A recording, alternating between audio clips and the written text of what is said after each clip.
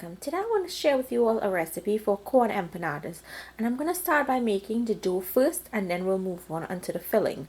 So for the dough I have here 2 cups of corn flour, and this is Pro Masa corn flour. You can use any type of masa flour that you can find, even if it's the white. You will need 1 pack of Sazon Goya, 2 tablespoons of butter, salt to taste, and some warm water. You will get the measurements down below in the description box. I'm going to start by putting in the cornmeal. Add your package of Sazon Goya, and if you didn't have this, you can use a Maggi tomato cube, or you can use a no tomato cube, the chicken bouillon cubes. Add some salt to taste. I'd say about 1/4 to 1/2 of a teaspoon of salt. Give this a mix. Add the butter to this. Now you're going to add in and the water is warm, you're going to add in the water to form a dough.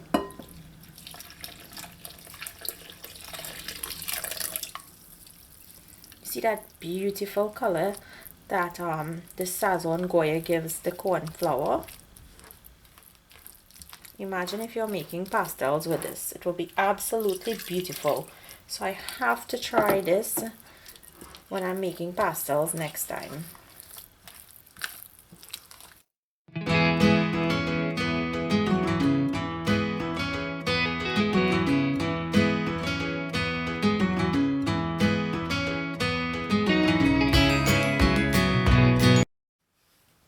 Okay, once the dough comes together, cover it and set it aside. Okay, so the other ingredients you'll need: some geera, which is roasted cumin powder. You can find the recipe on my channel for this.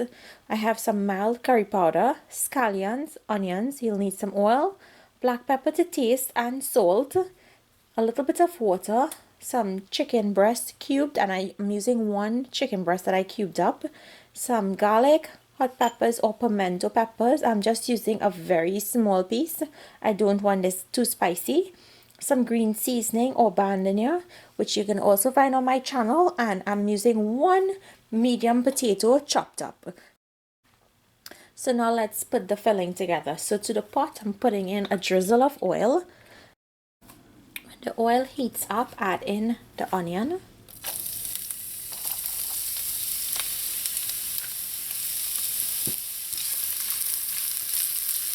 Just want to sweat these in here for a little until they start to soften. I have my heat on medium.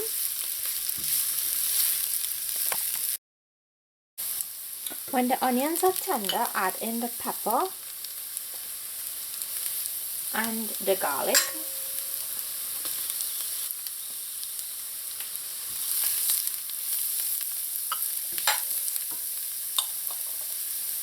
Just let this saute in here for about a couple seconds. You do not want that garlic to burn, you just want it to soften up.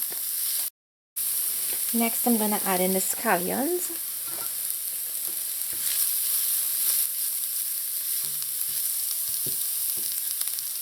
The curry powder and the geera powder.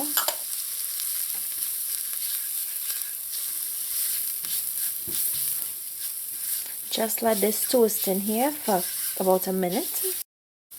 I'm going to add in the green seasoning.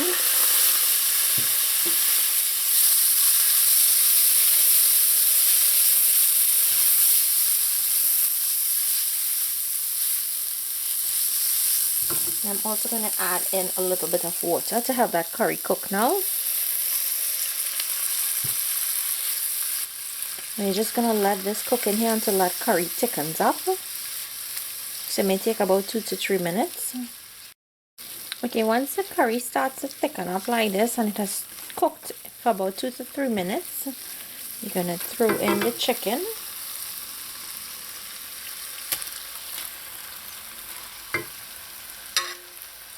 And the potatoes. Season with some black pepper. And if you wanted to use minced chicken for this, you can. And some salt. You can always adjust the salt to taste in the end. Mix to combine.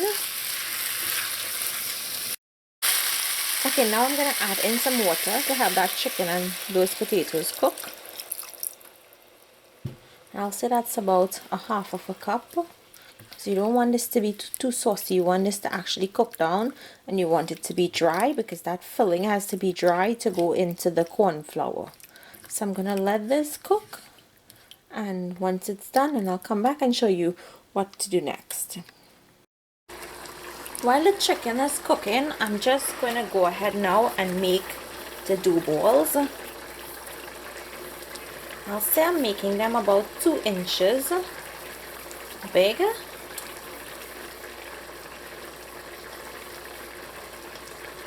So just roll them out into balls and set them aside.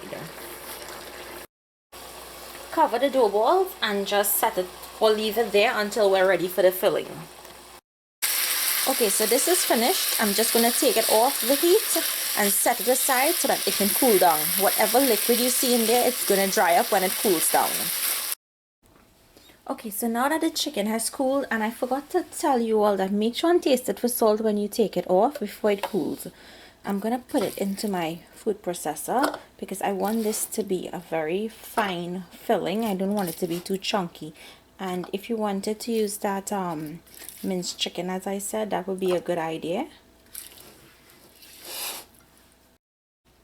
Okay, so there I have the chicken that I processed in the food processor. I put up some oil to heat up because we're going to be frying these. And if you wanted to bake them, you can. You just need to spray some oil when they're finished. When you finish, fold them before you pop them into the oven about 400 degrees for about 15 to 20 minutes. So now let's move on to making our empanadas. Okay, so I'm going to be using a Ziploc bag that I cut in half. And I'm going to be oiling, just putting a little bit of oil because you don't want it to stick. And if you didn't have a tortilla press to do this, you can use the palm of your hands. So put your dough ball there. Take your other plastic.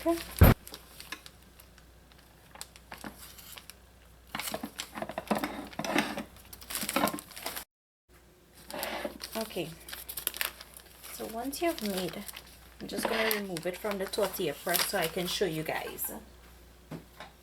So once you've opened it out, you're going to take your filling, and you see how dry that filling is. You want to make sure your filling is dry because if it's not, it's going to be very soggy. Next, you're going to fold it over to create a crescent. Press down on the edges. I'm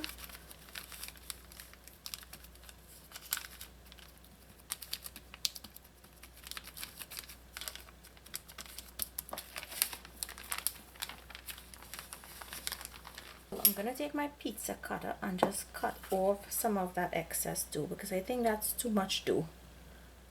And you can always roll it back into a bowl, all the excess dough, and you can probably get another dough ball out of it.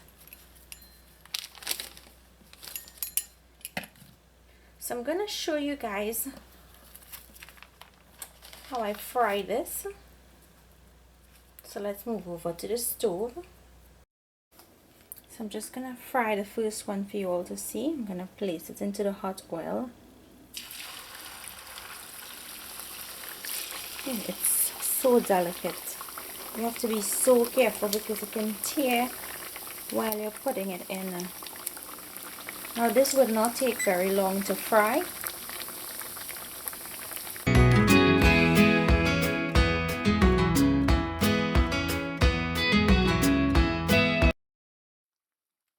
This one is finished and I let it fry for about 2 minutes because you want to make sure you have a nice crispy exterior.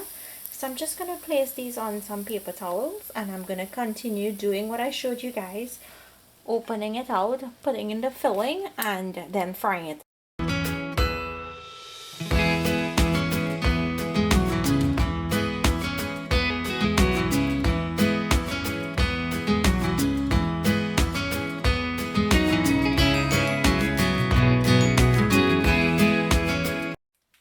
So So guys, I got 13 empanadas in all, and what I did was I only did half of them, and the other half I laid them on a cookie tray lined with plastic wrap, and I greased the plastic wrap with some oil because I'm gonna do these tomorrow and I don't want them to fall apart on me. I'm gonna cover them with another piece of plastic wrap just to make sure that they stay well in the refrigerator. Now these get really crispy, and remember there's no leavening agent in this, so it doesn't really puff up like to say like how when aloo pie comes out, but it's an extremely crispy empanada.